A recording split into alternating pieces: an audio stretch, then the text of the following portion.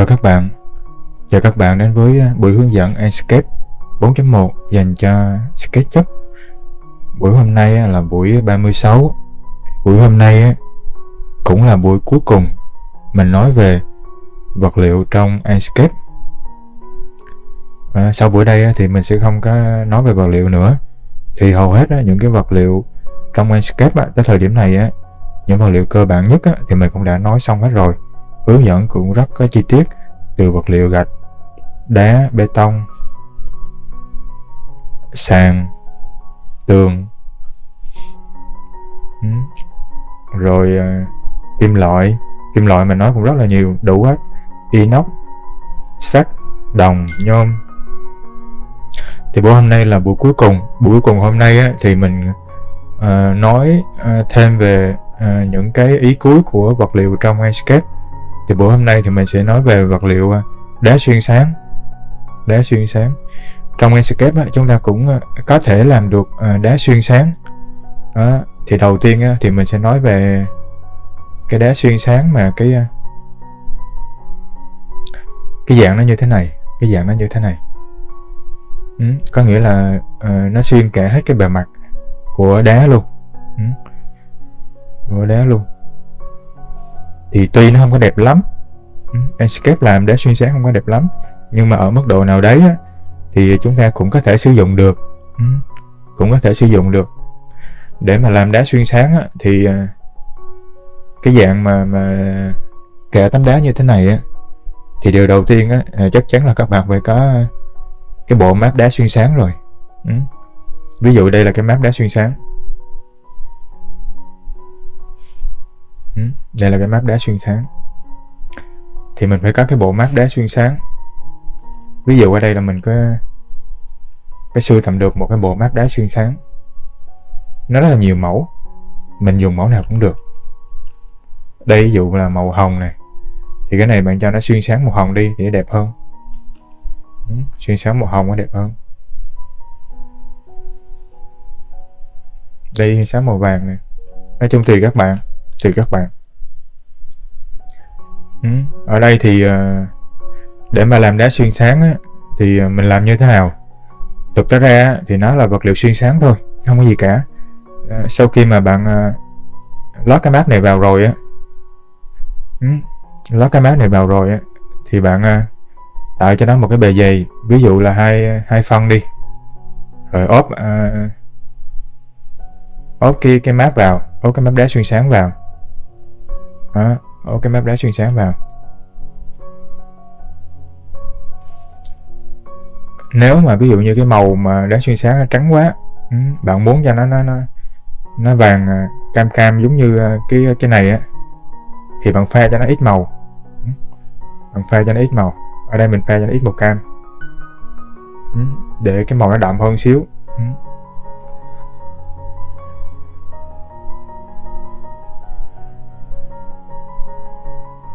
Để cái màu nó đậm hơn xíu. Cái phần mà hai map bạn bỏ qua luôn đi, tại vì bề mặt đá xuyên sáng mình cho nó bóng luôn, nó nhẵn luôn. Cái phần reflection thì mình để cho nó nhám đi, mình để 20 cũng được, 30 cũng được, tùy bạn, cũng không cần sử dụng map bẩn đâu. Specular thì mình để 50 là được rồi, tại vì mình để nhám mà, cái này nên để nhám. Quan trọng nhất là cái phần bạn nhớ là chọn nó về cái vật liệu xuyên sáng nha. Chọn nó về cái vật liệu xuyên sáng. Quan trọng nhất là cái phần trong suốt này nè, transparency này. Bạn sử dụng một cái map trắng hoàn toàn. Ở dưới đây thì kích thước nó UV mình theo cái map đá xuyên sáng cũng được, hay là bạn bỏ tích đều được, tại vì mình sử dụng map trắng mà. Bạn sử dụng cái map trắng hoàn toàn. Cái map trắng này dùng để làm gì? Khi mà nó trắng hoàn toàn như thế này mình chưa giảm cái thông số brightness này thì nó không có xuyên sáng. Nó hoàn toàn là đặc, nó không có xuyên sáng. Còn nếu bạn giảm nó thì bắt đầu nó xuyên sáng. Mình giảm càng nhiều thì nó xuyên sáng càng nhiều. Ví dụ mình giảm này 50%, bạn thấy không, cái vân của nó trắng hết luôn, nó xuyên sáng hoàn toàn luôn. Cho nên cái thông số này thông số này bạn để ít thôi, nó từ 90, 92 đổ lại thôi, tùy vào cái mức độ xuyên sáng của bạn.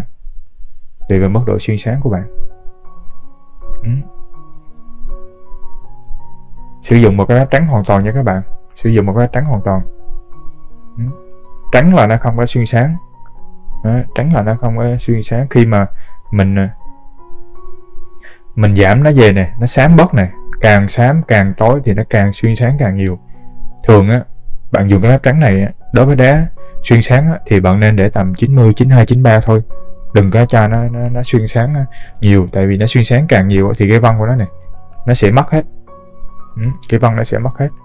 Thường là mình nghĩ tầm 92, 93 là được rồi, để còn giữ lại những cái vân như thế này nè là rồi. Rồi mình nói lại những cái map đá xuyên sáng nè, lót một cái map đá xuyên sáng, pha cho nó một cái màu, nếu như bạn muốn cái màu của vật liệu đá xuyên sáng nó đậm hơn, nó giống như đậm như này đó. Còn không thì thôi, tùy bạn. Nếu như cái map đá nó màu đã đủ rồi, đã đậm rồi đó, thì mình không cần phải pha màu nữa, bỏ qua cái mục này, cái reflection này nè, chuyển về 20 hoặc là 30. Cái transparency này hãy lót một cái map trắng hoàn toàn. Cái này bỏ qua luôn, không cần quan tâm, tại vì mình dùng map trắng mà. Cái thông số brightness này nè, kéo về 90, 91 hay là 92 tùy mình, nhưng mà thường nó nằm ở trong khoảng là giảm 10% thôi là được. Mình ở đây là mình giảm 92 để nó vẫn giữ được cái vân của cái map đá này. 92, 93 gì đều được, nhưng mà mình cảm thấy 92 là được rồi. Đó là xong cái phần vật liệu đá xuyên sáng nè. Nhớ là tạo cho nó một cái bề dày, là tầm 2-3 phân gì đấy, ốp map lên toàn bộ cái khối đá xuyên sáng này. Đó là xong. Nhưng mà để mà làm được đá xuyên sáng thì bên trong bạn phải làm cho nó một cái hệ đèn. Ở đây thì mình đặt một cái hệ đèn light để tạo cái nguồn sáng cho nó, thì nó mới có ánh sáng nó nảy bật ra bên ngoài được. Bạn nhớ nha. Còn cái nguồn đèn này thì tùy cái màu bạn chọn. Ví dụ như bạn muốn màu vàng, chọn màu vàng. Bạn muốn màu đỏ thì bạn chọn màu đỏ. Ở đây thì mình chọn cái tông màu tầm 2K này, 1,5K 2K này.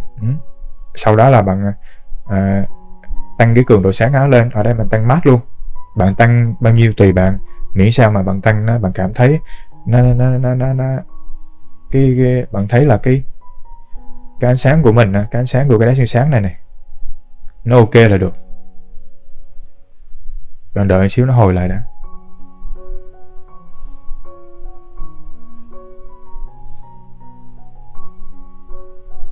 Rồi. Thì vật liệu đá xuyên sáng là vậy thôi.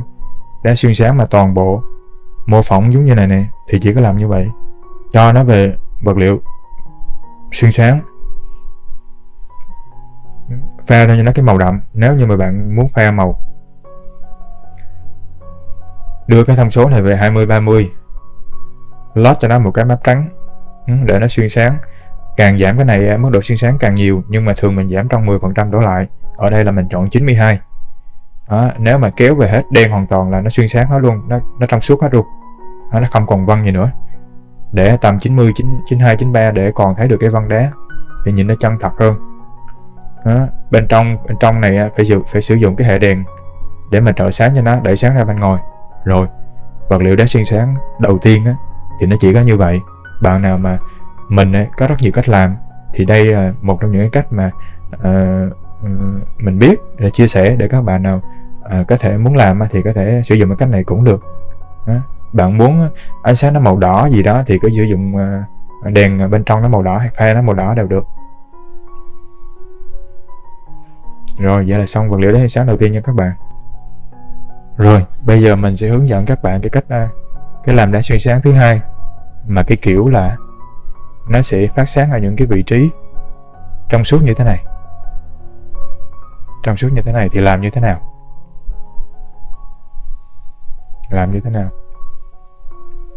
Thì đầu tiên bạn phải tìm cho mình được một cái map đá xuyên sáng.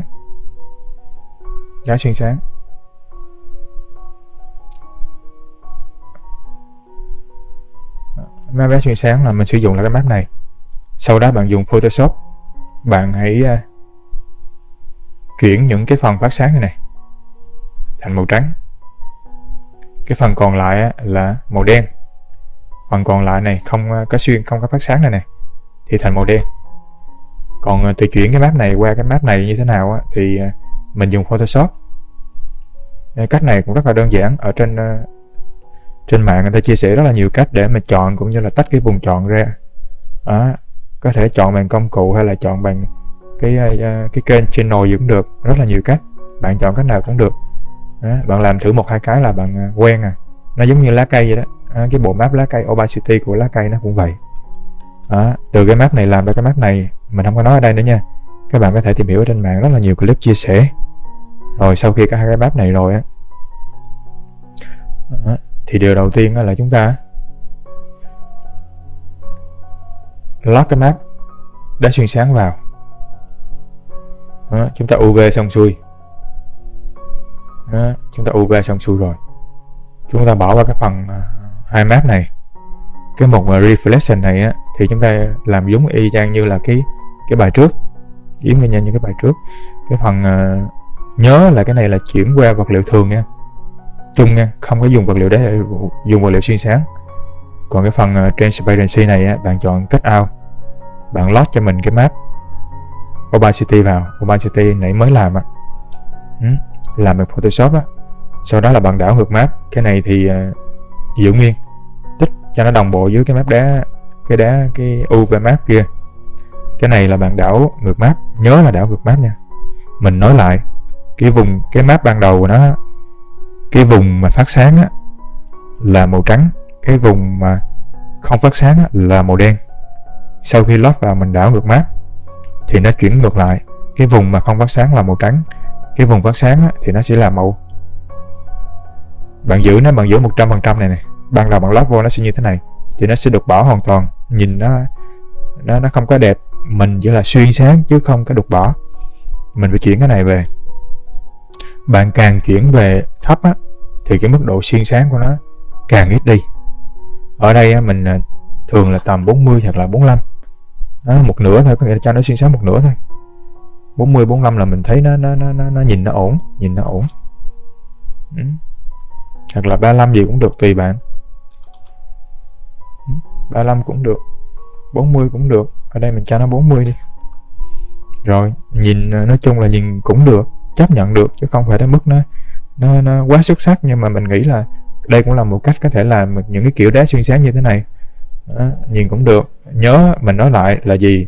Load cái map opacity vào cho nó đồng bộ với cái map đá xuyên sáng, đảo ngược map, chuyển cái này về 40 hoặc 50 hoặc là 30 tùy bạn, tùy ánh sáng bên trong trợ sáng.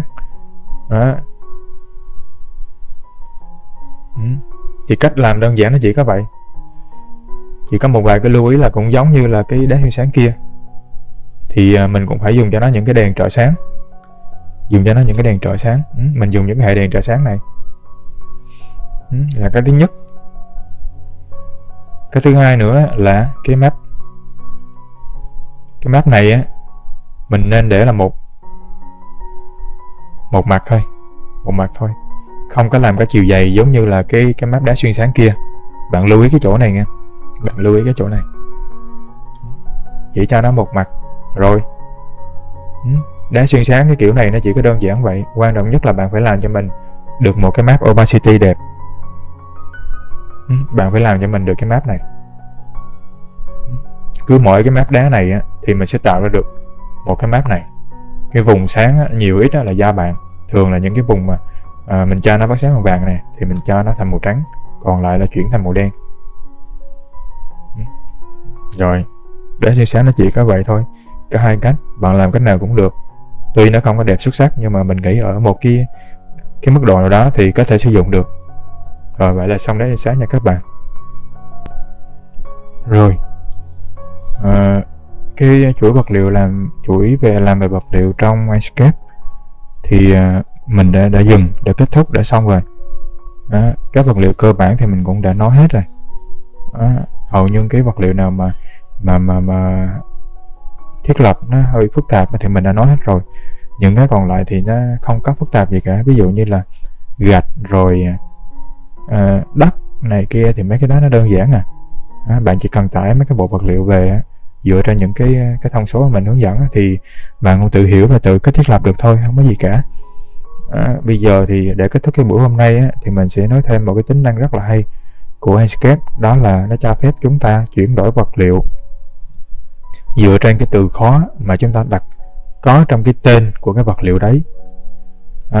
Dựa trên cái từ khóa, có nghĩa là nếu mà chúng ta đặt thêm những cái từ khóa vào những cái tên trong này á, thì nó sẽ tự chuyển vào cái vật liệu đấy.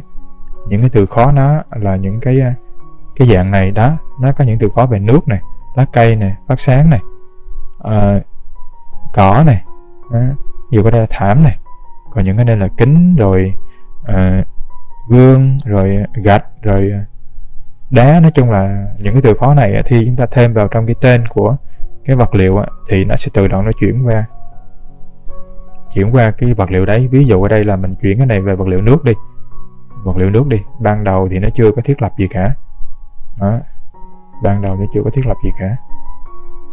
Rồi đây đó, ban đầu nó như thế này, bây giờ mình chuyển nó về nước này, mình thêm một cái từ khóa này.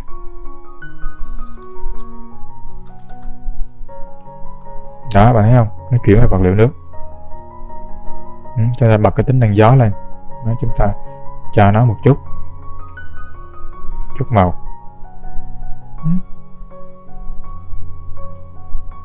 Thì nó chuyển thành vật liệu nước thôi, không gì cả.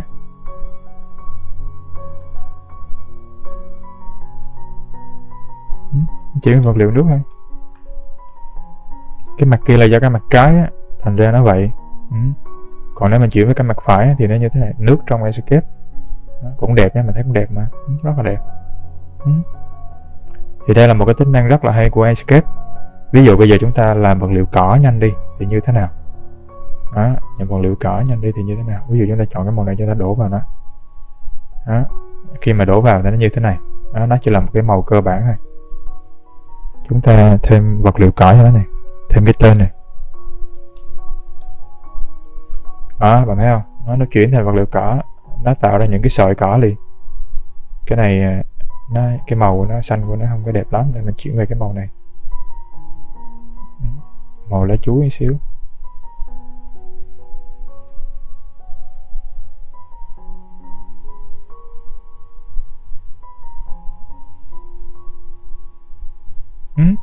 Chúng ta chuyển về vật liệu như đó. Bằng cái cách này cũng là một trong những cái cách mà để chúng ta làm vật liệu nhanh. Bạn nào muốn thì có thể sử dụng, còn không thì thôi, không có gì cả. Ví dụ gương cũng vậy, gương là cái mà chúng ta hay muốn chuyển về vật liệu gương nhanh này. Chọn cái màu này ra đổ vào đi. Chúng ta thêm cái từ khó đi.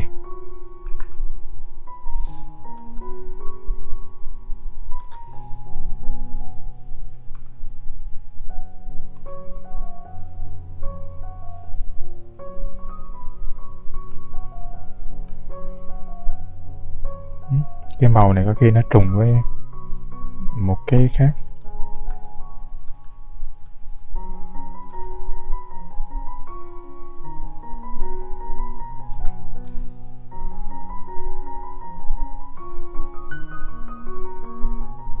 Đó. Khi bạn thêm vào những cái từ khó thì nó sẽ tạo ra những cái vật liệu nhanh cho chúng ta. Nó thiết lập cho chúng ta nhanh như vậy.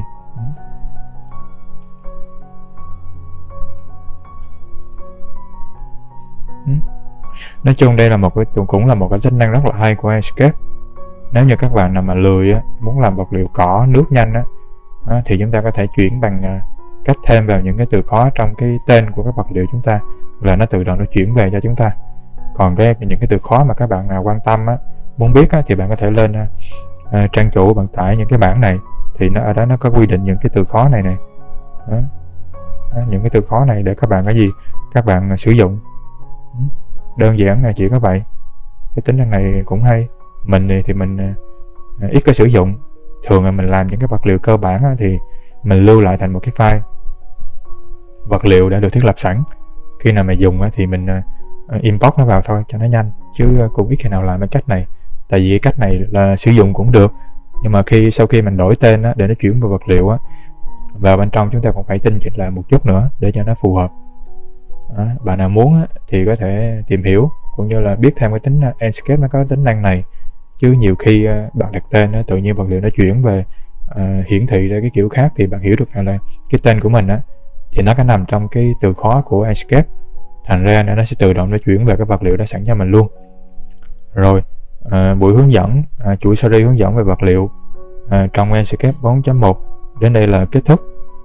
Cảm ơn các bạn đã xem video.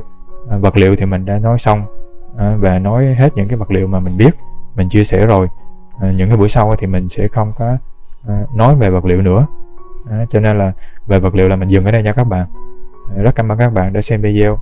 Hãy đăng ký kênh để ủng hộ mình. Rồi, chào tạm biệt.